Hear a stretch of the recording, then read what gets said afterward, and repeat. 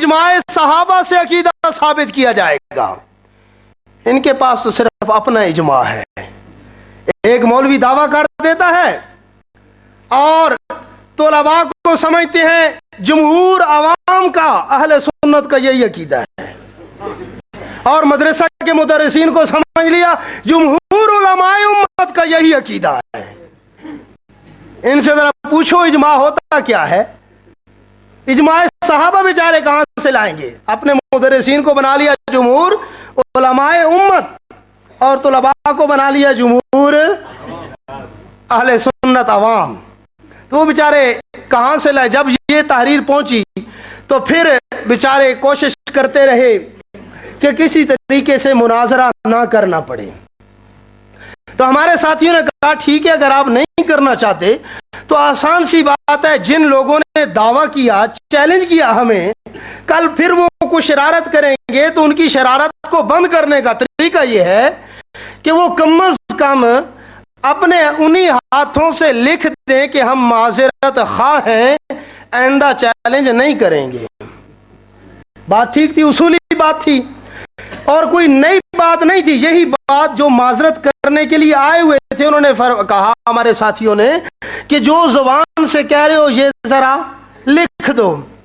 तो फिर अब लिख कर तो देने के लिए ये बेचारे तैयार नहीं थे और कोशिश कर रहे थे कि किसी तरह जान छूटे। अब हमारे साथी भी बेचारे बड़े सादे होते हैं। कालोवाल जगह तय हुई थी मुनाजरे की।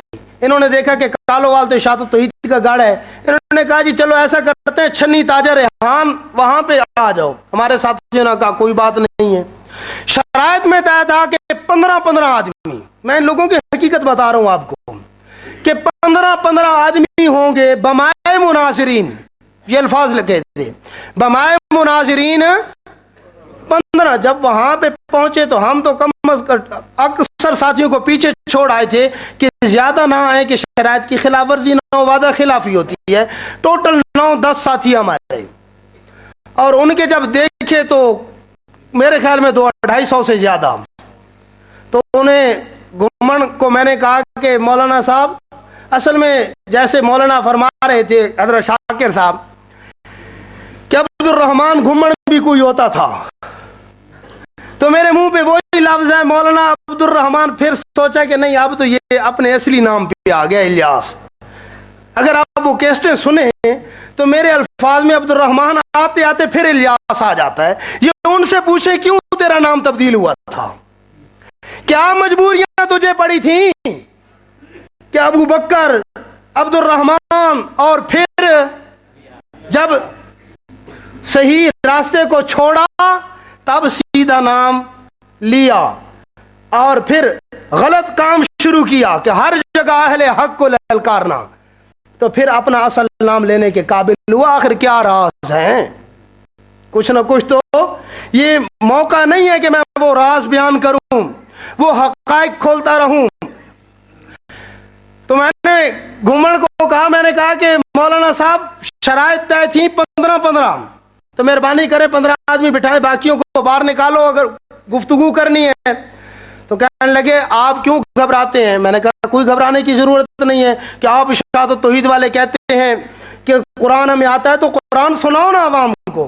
मैंने कहा जनाब कुरान अगर अवाम को सुनाना था तो ये शराइत क्यों तय हुई थी?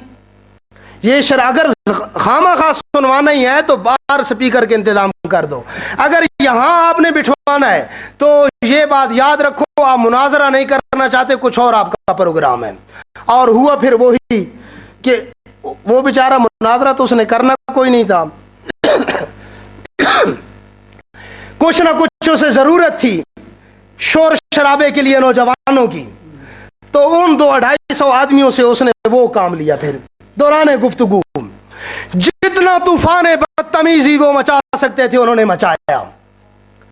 और फिर जब गुफ्तगू खत्म हुई और वहां पे हम उनको ललकारते रहे कि मौलाना साहब हिम्मत करो, तुम्हारे दावे में ये लिखा हुआ है कि कुरान की गैर मुहतमल आयात اور میں نے وہاں پہ کہا تھا کہ سارے مولوی بیٹھے تھے، حبیب اللہ ڈیروی بھی اس وقت زندہ تھا، بیٹھا تھا، اسماعیل محمدی بھی بیٹھا تھا، اور بھی کافی سارے ان کے مناظرین نوجوان اکٹھے تھے.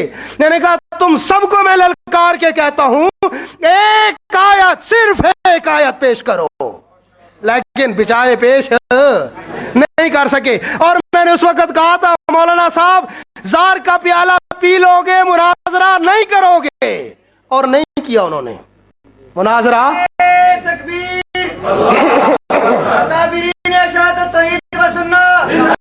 ذرا مولانا غلام اللہ خان،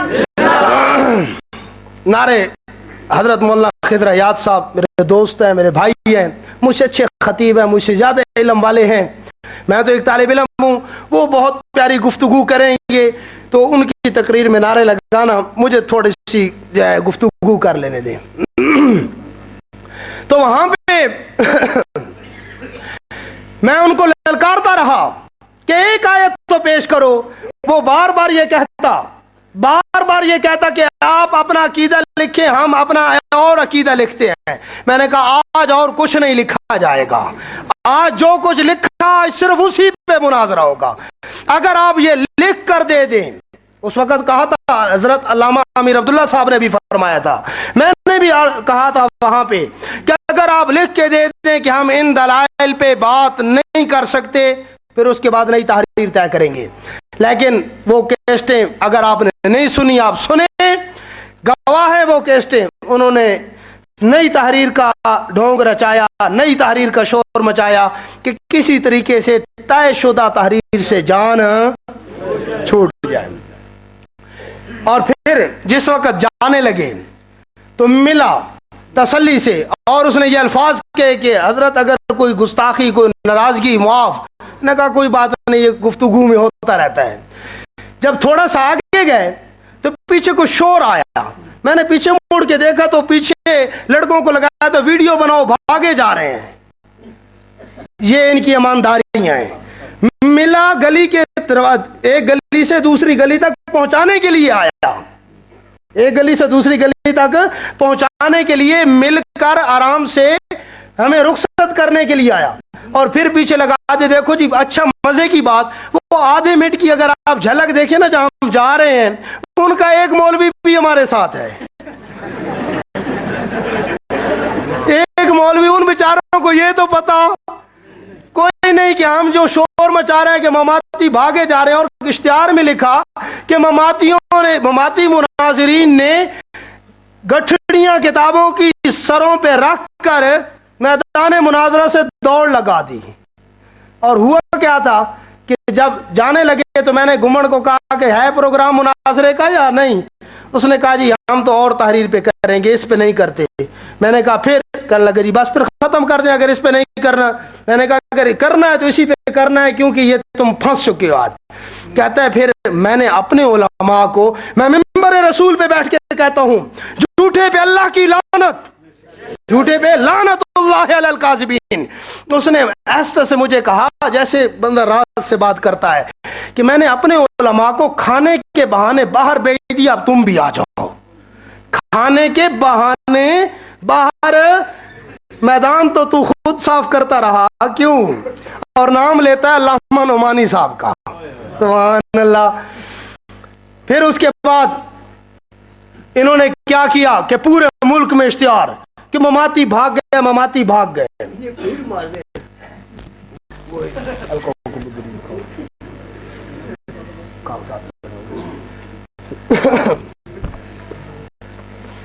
میں آپ کے لیے کچھ ثبوت لایا ہوں اپنے پاس. تو انہوں نے ایک طالب علم کو تلاش کیا، ضیاء العلوم کا، علامہ بندیالوی صاحب کے مدرسے کا ایک طالب علم تھا حیاتی، وہاں پڑھتا تھا، مختلف پڑھتے رہتے ہیں نا ایک دوسرے مدارس میں. تو اس سے اعلان کروایا اور میں نے کہا یہ تو دھوکہ ہے، یہ تو وہ تو ہے ہی تمہارے مسلک کا اگر ہمارے مدرسے میں پڑھ رہا ہے، وہ اعلان کر رہا ہے تو اس کی کوئی پرواہ نہیں ہے. یہ 4-5 آدمیوں کی اصلی تحریریں میرے پاس موجود ہیں، انشاءاللہ کچھ عرصے تک یہ ہم شائع بھی کر دیں گے. ان آدمیوں نے لکھ کر دیا کہ گھمن کے دلائل نہ دینے کی وجہ سے ہم سمجھ گئے کہ گھمن لوگ جھوٹے اشاعت التوحید حق ہے.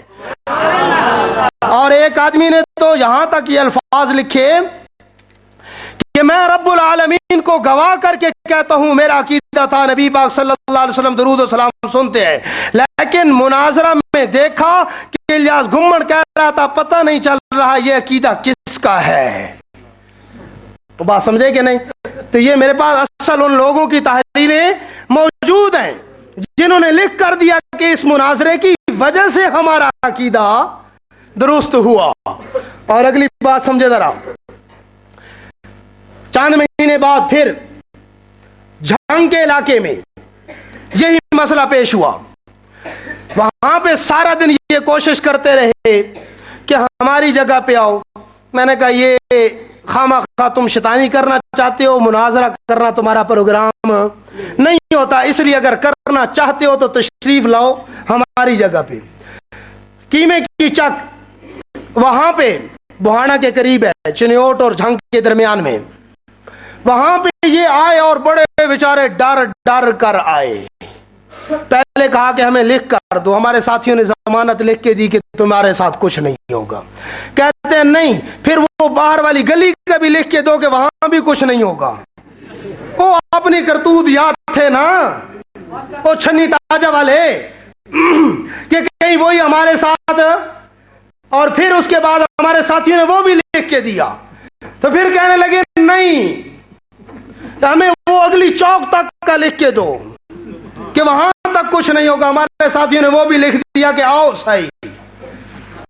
اور پھر آیا امین اکاڑوی کا بھتیجا اور ایک دو مفتی اور، شروع ہوئی گفتگو.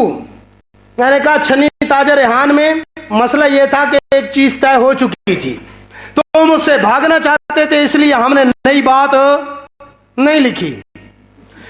لیکن اب چونکہ نئی گفتگو شروع ہوگی، آج پتروں میں آکے دیکھتے ہیں عقیدہ کہندہ سامنے آتا ہے. میں نے اپنا عقیدہ لکھ کر پیش کیا. حضرت علامہ مناظر اسلام مولا خضر ریاض صاحب بھی میرے ساتھ تھے. 5 سیڑھیاں موجود ہیں. پورے 5 گھنٹے مناظرہ ہوا. کتنے؟ پورے 5 گھنٹے. وہی تل کا بے تل کا، پورے 5 گھنٹے. اور میں نے اس ابتدا میں کہا، میں نے کہا حضرات میں کسی کا دل دکھانا نہیں چاہتا، دل دکھانا نہیں چاہتا، لیکن صرف ایک حقیقت حال بتانا چاہتا ہوں. ابتدا سے کہہ رہا ہوں قیامت آ جائے گی، مناظرہ نہیں کرو گے، عقیدہ کھول کر بیان نہیں کرو گے. اور میں نے ابتدا میں کہا یہ اب کہہ رہا ہوں اور انتہا پہ بھی یہی کہوں گا کہ تم نے اپنا عقیدہ کھول کے. اور ہوا وہی. 5 گھنٹے ہم بتاتے رہے محترم عقیدہ بتاؤ عقیدہ.